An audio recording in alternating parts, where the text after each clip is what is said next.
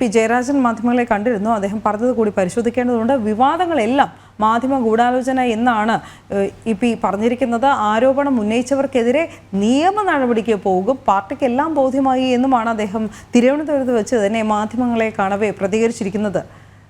പ്രശാന്ത് ശങ്കരമംഗലത്ത് കൂടുതൽ വിവരങ്ങളുമായി ചേരുന്നു. പ്രശാന്ത്, പിയുടെ വാക്കുകളിലേക്ക് എന്തൊക്കെയാണ് അദ്ദേഹം പറഞ്ഞത്?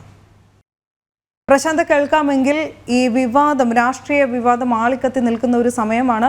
മുഖ്യമന്ത്രിയുടെ പരസ്യശാസന കഴിഞ്ഞ ദിവസം ഉണ്ടായിരുന്നു. പക്ഷേ ഇന്ന് CPM സംസ്ഥാന സെക്രട്ടറി EP ന്യായീകരിച്ചാണ് രംഗത്തെത്തിയിരിക്കുന്നത്. അതിന് തൊട്ട് പിന്നാലെ വിവാദങ്ങൾ മാധ്യമ ഗൂഢാലോചനയാണ്, ഇതിനെതിരെ നിയമ നടപടിക്ക് പോകുമെന്നുള്ള EPയുടെ വാക്കുകൾ എന്തൊക്കെയാണ് അദ്ദേഹം പറഞ്ഞിരിക്കുന്നത്?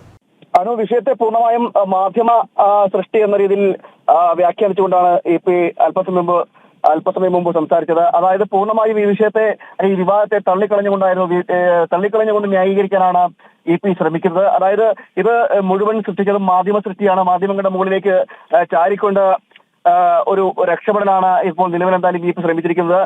മറ്റുള്ളവർ എന്തും വിളിച്ചു പറയുന്നത് അത് കൊടുക്കാനിരിക്കുന്നവരാണോ മാധ്യമങ്ങൾ? ശ്രദ്ധിച്ചു കൊടുക്കണം. ഇത്തരത്തിലുള്ള മാധ്യമങ്ങൾക്ക് മേൽ ഒരു കടന്നുകയറ്റമാണ് EP നടത്തിയത്.